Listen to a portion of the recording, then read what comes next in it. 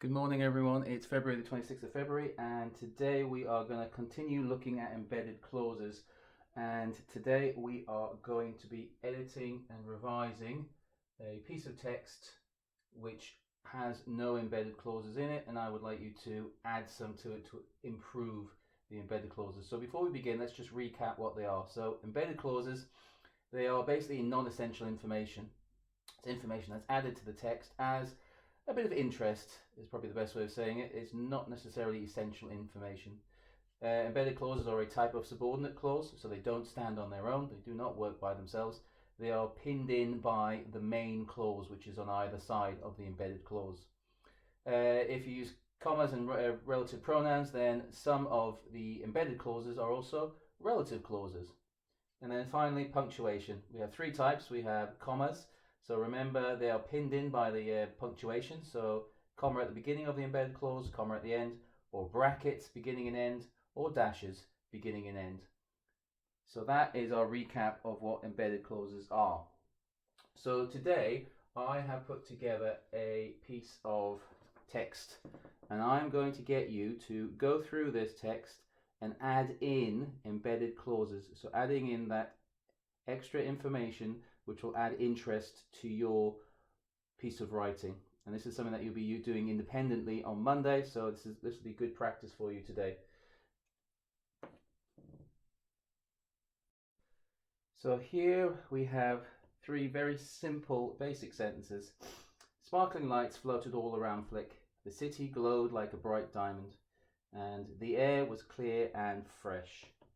So we are going to use an example of each of the three different types of punctuation to add in our embedded clauses.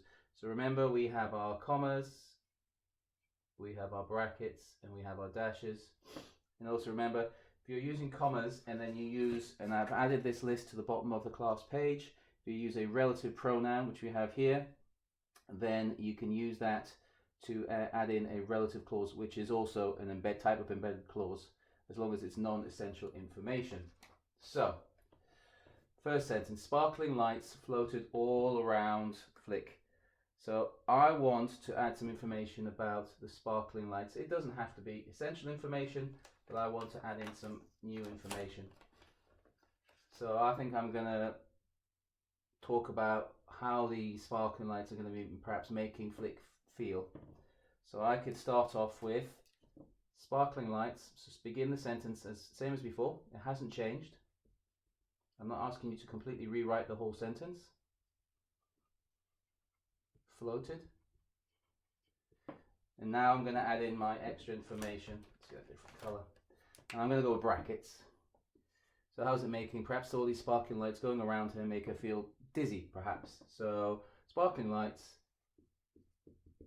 making her head dizzy. Close the brackets.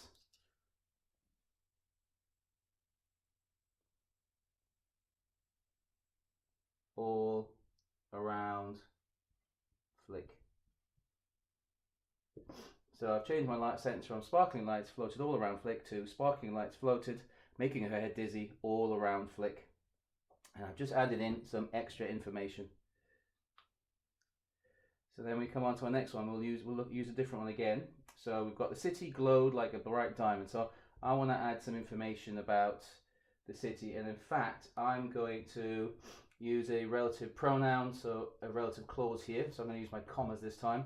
And remember, for city, which is a thing, so we can use an object, so which. I'm going to use which for this one. So I'll start off again the same. I'm not asking you to rewrite the whole sentence. The city. And then we obviously use our punctuation. Let's use a different color this time. Let's go with purple. And we're going to talk about the distance of it. So which was close now.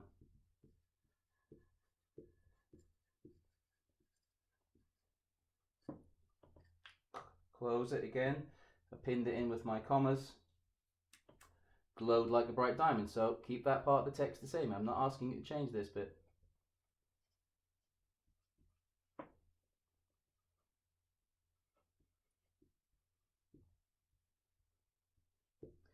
Once again, I've just added in some extra information.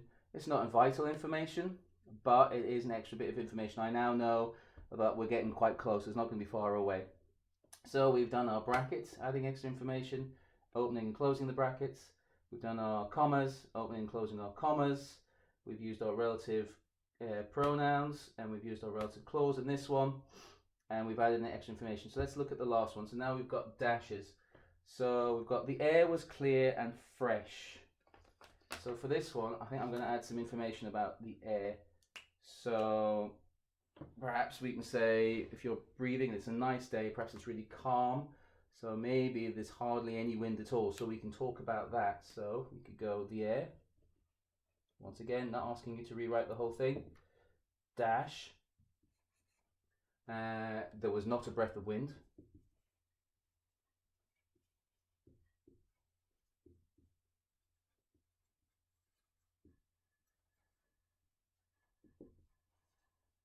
And then dash at the end as well.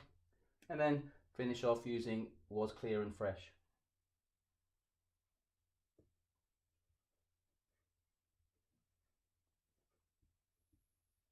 So once again, I've added in some extra information, not essential information, but interesting information for the reader. So this is what you will be doing today. You are going to read through, and I've done the first one for you. Above me, stretching as far as I could see, there was a lavender coloured sky. So I've taken the original sentence. I have used commas, but I've decided not to use a pronoun. I've just added in some extra information. Above me, so instead of saying above me, there was a lavender coloured sky, I've said above me, stretching as far as I could see. So I've added in not essential information, but interesting information for the reader. And then as you go through, I want you to figure out where you can add your embedded clauses. You don't need to have one in every single sentence, but if there is something that is particularly important, so for example the clouds, you might want to add some extra detail to them. Okay, so best of luck today, guys. If you do find this a little bit difficult, then I have put an extra video on just after this one. See you later. Bye bye.